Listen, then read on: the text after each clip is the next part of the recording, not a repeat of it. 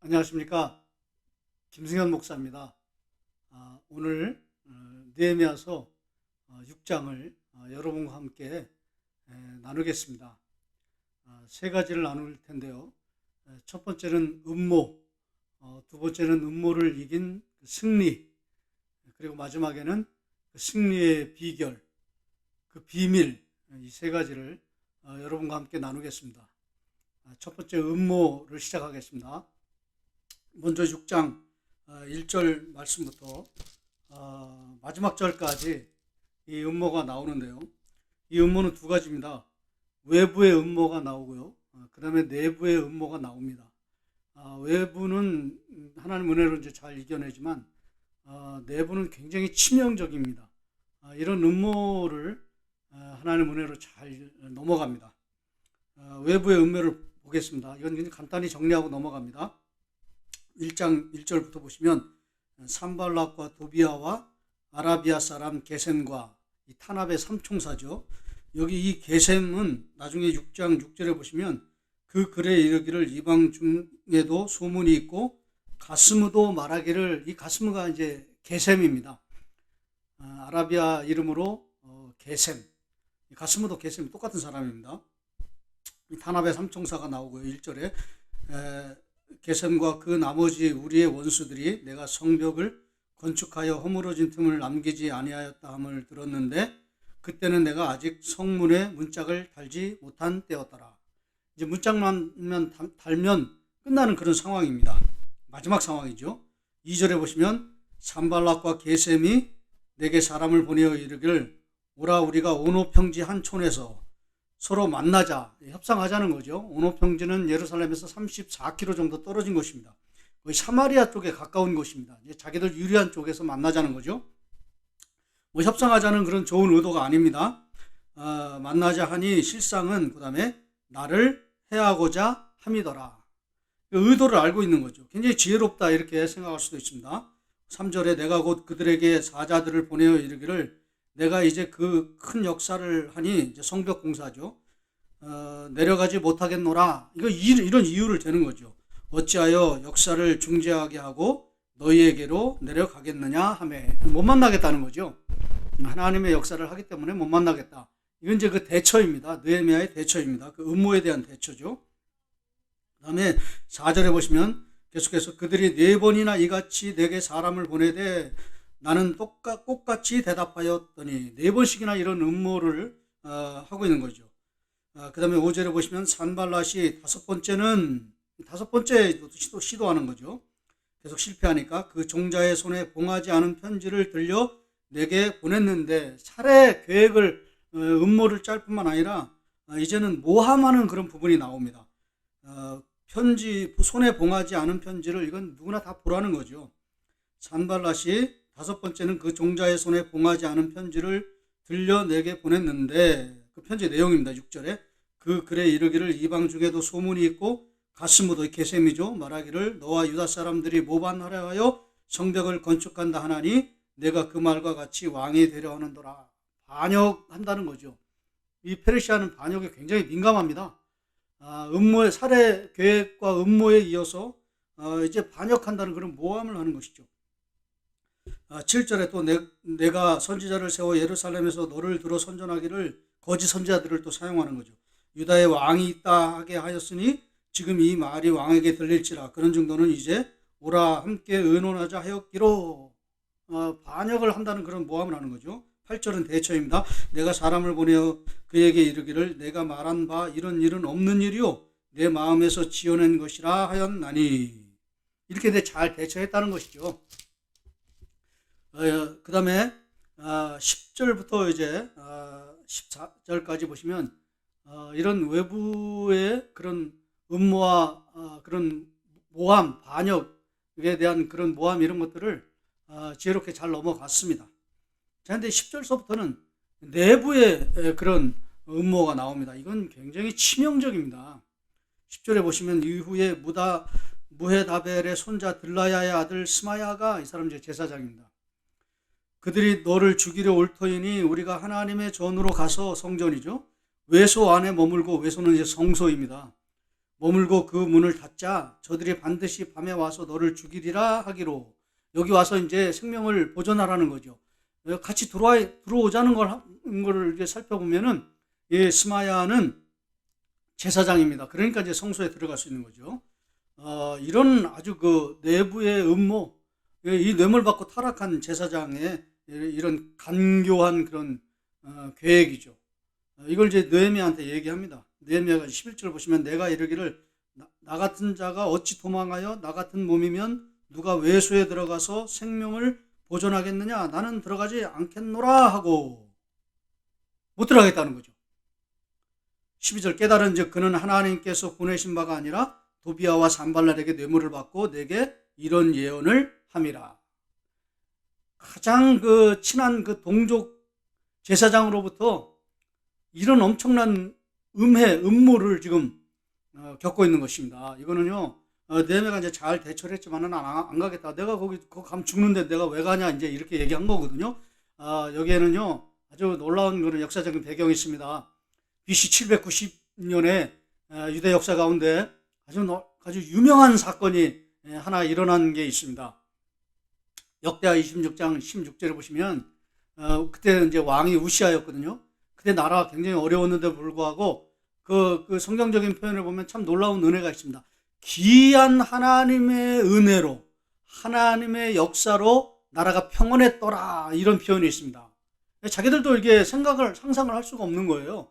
기이한 하나님의 역사라고 했습니다. 그래서 나라가 굉장히 평탄했습니다. 나라가 이렇게 잘 되고 있었습니다. 그때 우시아가 이제 교만해가지고 성소에 이제 들어가겠다고 합니다. 성소에 들어가면은 좌측에는 이제 금촛대가 있고 그다음에 우측에는 그 떡상이 있잖아요. 그다음에 그 성소 중앙에 분향단이 있습니다. 거기에 자기가 들어가겠다는 거예요. 그래서 자기가 이제 그 분향을 하겠다는 거죠. 그리고 대제사장이 막 깜짝 놀래가지고 한 80명의 그 충성스러운 사람들을 데리고 가서 왕을 막습니다. 이건 당신이 관여할 바가 아닙니다. 이거 해서는 안 됩니다. 큰 하나님의 저주가 임할 것입니다. 그래도 이 우시아가 듣지 않습니다. 우시아 왕이 그냥 교만했던 거죠. 그래가지고 막 그 화를 내면서 내비두라고, 내가 하겠다고, 걱정하지 말라고. 그래서 실제로 분향을 드립니다. 그때에 분향을 드리자마자 저주가 임해가지고요. 이마로부터 문둥병이 임했습니다. 대제사장이 문둥병은 이제 저주받은 백성 아닙니까? 이렇게 막 쫓아내가지고 성전에서 성소에서 쫓아내자마자 그냥 그 별궁에서 시름시름 앓다가 문둥병으로 앓다가 통치하지도 못하고 그냥 그대로 죽었습니다. 그 BC 790년에 있었던 그 아주 굉장히 유명한 그런 우시아의 문둥병 사건이거든요. 그거를 느헤미야가 분명히 알았습니다.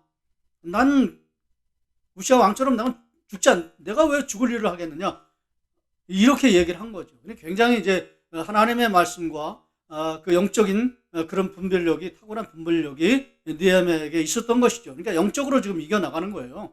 물론 이제 지혜롭고 잘 대처하는 그런 인간적인 그런 지혜도 있지만은 물론 이제 솔로몬과 비견되는 솔로몬도 힘과 지혜를 하나님께로 받았는데 이 느헤미야도 솔로몬과 같은 그런 축복을 받았는지도 모르겠습니다. 그래서 굉장히 지혜롭게 이런 음모들을 이제 잘 대처하지만 더 중요한 건 뭐냐면 이런 영적인 분별력이 있었다는 거예요. 그래서 이 더 어려운 이런 문제를 외부의 음모의 문제를 이제 잘 넘어가고 있는 것입니다. 어찌 보면 이게 진짜 은혜죠. 이게 진짜 축복입니다. 이런 외부의 방해 또 14절에도 나오는데요. 이런 방해들을 잘 나중에 타락한 선지자들 때문에 또 이렇게 굉장히 큰 어려움을 겪기도 합니다. 6장 14절에 내 하나님이여 도비아와 산발락과 여선지 노아다와 그 남은 선지자들 나를 두렵게 하고자 한다는 소행이 있었다는 거죠. 근데 어쨌든 이름에도 불구하고 15절에 성벽 역사가 52일 만인 엘룰월 25일에 끝남에 완전히 승리했다는 거죠. 성벽 공사가 완공되었다는 거예요. 52일 만에. 근데 52일은 이제 2달이 채 안 되는 거지만 물론 그런 것도 하나님의 은혜가 있지만요. 더 놀라운 건 뭐냐면 140년간 이 성벽이 회파되어서 중단되어 있고 중지되어 있는 그런 상태였습니다. 아무도 손을 보지 못했습니다. 근데 140년 동안 방치되어 있던 이 성벽 공사를 완전히 하나님의 은혜로 완공했다는 거예요. 140년 동안 이게 아무도 하지 못했던 거를 52일 만에 이제 완공했다, 이제 그런 은혜도 있지만은요, 140년 동안 방치됐던 그런 그 황폐했던 그것을 하나님의 은혜로 완전히 복구하고 완공하는 그런 놀라운 은혜와 승리를 경험했다라는 것입니다. 그러면서 이제 이 6장을 해석하는 그런 해석의 포인트를요, 잘 대처하는 그런 부분들, 그래서 인간적인 그런 지혜, 굉장히 지혜로운 사람이었다, 지혜롭게 잘 대처했다, 이제 그런 쪽으로 하고 이제 넘어가는데요. 저는 이거보다는 더 큰 그런 승리의 비결이 있다는 것을 생각해 봅니다. 첫 번째는요, 이제 그 14절에도 보시면 아시겠지만, 내 하나님이여 도비아와 산발락과 여호 선지자 노아다 그 남은 선지자들 곧 나를 두렵게 하고자 한 자들의 소행을 그 다음에 기억하옵소서. 이건 기도잖아요. 엄밀히 말하면 이건 보복 기도입니다. 근데 여기에는 큰 비결을 찾을 수가 없습니다. 놀라운 비결을 찾을 수가 없습니다. 보복 기도는요. 그런데 9절에 보시면, 6장 9절에 첫 번째로 놀라운 비결이 나옵니다. 영적인 비결이 6장 9절에, 이는 그들이 다 우리를 두렵게 하고자 하여 말하기를 그들의 손이 피곤하여 역사를 중지하고 이루지 못하리라 함이라. 이런 어려움이 있었다는 거죠. 그럼에도 불구하고 잘 보세요. 이제 내 손을 힘있게 하옵소서. 이건 보복 기도가 아니에요. 내 손을 힘있게 하옵소서. 나는 내 손이 약합니다. 나는 힘이 없습니다. 낮은 자의 기도죠. 굉장히 교만한 기도가 아니라 겸손한 기도죠. 자기가 무능하고 자기가 힘이 없고 연약한 자기의 있는 모습 그대로를 하나님 앞에 이제 가지고 가서, 하나님, 나는 무능합니다. 나는 힘이 없습니다. 내 손은 힘이 없습니다. 나는 능력이 없습니다. 하나님 도와주십시오라고 하는 그런 겸허한 기도, 겸손한 기도, 낮은 자의 기도를 하나님 앞에 드리고 있다는 거예요. 아마 이것이 첫 번째 승리의 비결이었다는 것이죠. 힘이 없습니다. 도와주십시오. 은혜를 베풀어 주십시오. 아마 이래서 하나님의 마음이 좀 활짝 열린 것 같습니다. 그런데 지난 시간에 그 5장을 하면서도 제가 하지 않은 부분이 있거든요. 이게 이제 진짜 비결이라고 저는 생각합니다. 두 번째 비결, 5장 14절부터 19절까지입니다. 5장 14절 보면, 또한 유다 땅 총독으로 세움을 받은 때에, 이제 자기가요 총독으로 하나님의 사명을 감당하는 때에, 곧 아닥사스다 왕, 역사적인 기록이죠, 제20년부터 제32년까지 12년 동안 나와 내 형제들이 총독의 녹을 먹지 아니하였느니라. 12년 동안 총독의 귀한 사명을 감당할 때에 총독의 월급을 받지 않았다는 거예요. 왜 안 받았는가? 나보다 먼저 있었던 총독들은 백성들에게 양식과 포도주와 또 은 40세겔, 은 40세겔은 1600만 원 정도 됩니다. 그들에게서 빼앗았고, 그런 걸 하고 싶지 않았다는 거예요. 그 포갑과 압제를 하고 싶지 않았다는 거예요. 또한 그들의 종자들도 백성을 압제하였으나, 전임 총독들은 다 그렇게 살았다는 거예요. 그렇게 했다는 거예요. 근데 나는 그렇게 하고 싶지 않았다는 거예요. 나는 왜요? 하나님을 경외함으로 이같이 행하지 아니하였다. 나는 하나님을 경외하기 때문에 압제하고, 그리고 폭력을 행사하지 않았다는 거죠. 나는 긍휼히 여기는 마음을 가지고 월급을 안 받았다는 거죠. 압제를 행하지 않았다는 거죠. 16절에, 도리어 이 성벽 공사에 힘을 다하여 땅을 사지 아니하였고 내보는 종자들도 모여서 일을 하였으며, 일할 사람 일하게 하고 땅도 안 사고요. 그 다 성벽 공사에 그 하나님 앞에 헌신했다는 거죠. 17절에, 또 내 상에는 유다 사람들과 민장들 150명이 있고 그 외에도 우리 주위에 있는 이방 족속들 중에서 우리에게 나온 자들이 있었는데, 그들을 이제 보살펴들 사람들이 있었는데, 18절에 매일 나를 위하여 소 한 마리와 살찐 양 6마리를 준비하여 닭도 많이 준비하고 열흘에 한 번씩은 각종 포도주를 갖추었으니, 비록 이같이 하였을지라도, 그들에게 이제 줄 건 다 줬다는 거죠. 대접할 거는요. 각종 포도주를 갖추었으니 비록 이같이 하였을지라도, 그 다음에 내가 총독의 녹을 요구하지 아니하였으면 이 백성의 부역이 중함이었더라. 백성들이 이렇게 고통을 당하고 있는데 내가 어떻게 이렇게 호화롭게 살 수가 있느냐, 내가 어떻게 이렇게 나만 편하게 살 수가 있느냐. 나는 그렇게 살갑지 않다는 거예요. 나는 긍휼히 여김을 마음을 하나님께로부터 받았다는 거예요. 불쌍히 여기는 마음을, 백성들을 불쌍히 여기는 마음을 받았다는 거예요. 19절에 내 하나님이여 내가 이 백성을 위하여 행한 모든 일을 기억하사 그들을 불쌍히 여기고 긍휼히 여기는 마음을 가지고 내가 실제적인 삶 가운데서도 그렇게 철저하게 하나님 말씀에 순종하는 긍휼히 여기는 삶을 살았기 때문에 하나님 내게 은혜를 베푸시옵소서. 이렇게 기도했다는 거예요. 내 손이 힘이 없습니다. 도와주십시오. 그렇게 기도한 것을 통해서 하나님의 마음이 열렸고요. 하나님의 마음이 완전히 활짝 열린 그 비결, 그 배경은요, 백성을 긍휼히 여기는 마음과 삶이 있었기 때문이라는 거죠. 이게 진짜 비결입니다. 이게 놀라운 그 성벽 공사의 완공의 축복을 경험한 놀라운 비밀입니다. 그 이유입니다. 그 결정적인 그런 이유입니다. 무엇이요? 나는 힘이 없습니다. 도와주십시오. 라고 하는 걸 넘어서 하나님의 백성들을, 그 고통당하는 백성들을 끌어안고 긍휼히 여기는 그런 마음, 불쌍히 여기는 마음, 체다카. 불쌍히 여기는 마음, 긍휼히 여기는 마음, 체다카죠. 그 체다카의 마음을 가지고 또 실제적인 그런 삶을 살아내 드렸다는 거죠. 그거를 하나님 기억하시고 나를 불쌍히 여겨 주시옵소서. 그렇게 기도할 때에 그것이 놀라운 축복이 되어서, 은혜가 되어서 이 6장에 나오는 이 외부의 음모도 승리할 수 있었고, 내부의 음모도, 내부의 은혜는 굉장히 영적으로 치명적인 거 아니었습니까? 이게 딱 잘못됐다면 그냥 생명을 잃을 수도 있는, 저주를 받을 수 있는 우시아처럼 그런 것도 하나님의 은혜로 잘 이렇게 넘어가게 된 것입니다. 백성들을 불쌍히 여기고 긍휼히 여기는 마음과 삶이 있었기 때문입니다. 오늘 이게 저는 그 5장 14절서부터 마지막 절까지 나오는 그 문맥, 그 부분을 6장과 이렇게 연결해서 보았습니다. 이렇게 연결해 보시는 분들이 그렇게 많지는 않더라고요.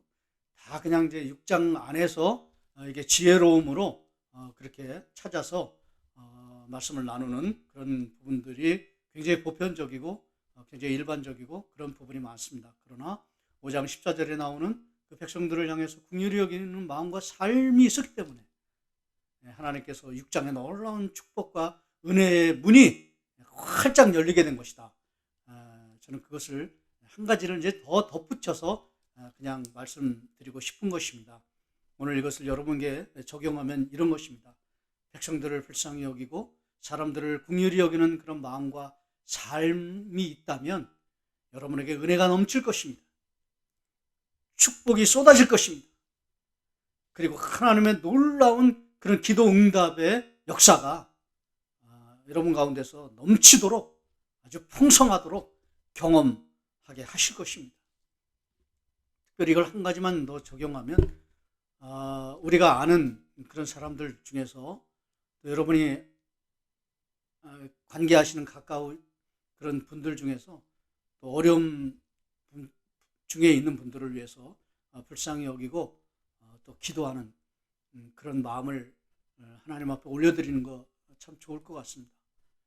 또 한 가지, 이제 저는 요즘에 계속 이 6장의 이 부분과 5장 14절에서 마지막 절까지 나오는 이 부분을 긍휼히 여기는 마음, 그걸 놓고 이제 같이 기도할 때 특별히 지금 전쟁 가운데 있는 우크라이나를 위해서 기도하는 것은 참 의미가 있다고 생각합니다. 그 무고한 사람들이 정말 죽어가고 희생당하고 있는 그런 걸 보면서 국제적인 그런 마음을 가지고 하나님 불쌍히 여겨주십시오. 긍휼히 여겨주십시오. 우크라이나를 살려주시고 전쟁이 끝나게 하시고 무고한 사람들의 생명을 죽어가는 그런 일이 없도록 하나님 평화의 은혜를 허락하여 주시옵소서. 특별히 이렇게 우리가 같이 합심해서 그렇게 기도하는 그런 한 주간이 됐으면 참 좋겠습니다. 이런 은혜를 같이 나누면서 우리 뜨겁게 또 전심으로 긍휼히 여기는 마음으로 그렇게 기도하는 그런 놀라운 은혜를 하나님께서 저와 여러분 가운데 풍성하게 베풀어 주시기를 주의 이름으로 축원합니다.